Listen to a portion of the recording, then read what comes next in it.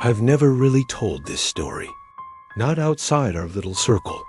It happened in 1924, when I was just a young man, full of fire and gold fever. They say time heals, but there's a reason I never went back to those woods. Not after that night. There were 4 of us old-school prospectors. We'd headed deep into the Cascades, following a narrow creek that shimmered with flakes of promise. That's when we started noticing things. Tracks too big for a man, and not quite shaped right either.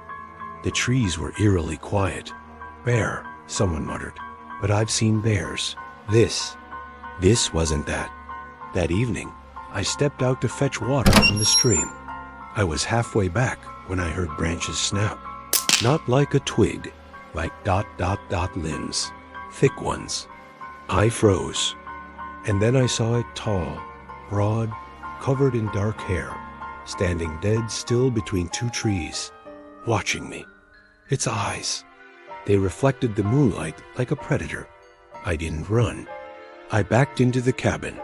We bolted the door. We didn't talk. Just sat there in silence with our rifles and kerosene lamps. Then came the first rock. A heavy thud on the roof. Another on the wall. Something or some things were circling the cabin. The scratching started next, slow at first, then faster, and the shadows at the windows grew thicker. Suddenly, a hairy arm reached in through the gap in the wall slats. The thing was trying to get inside.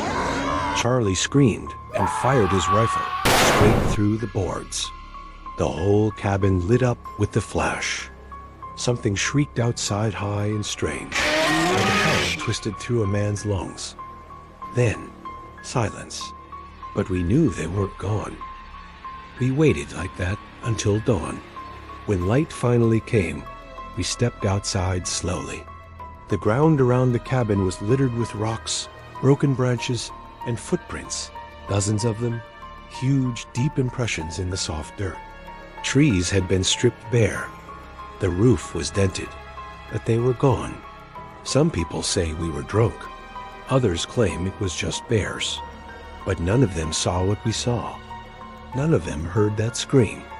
None of them looked into those eyes, glowing in the dark like coals from hell.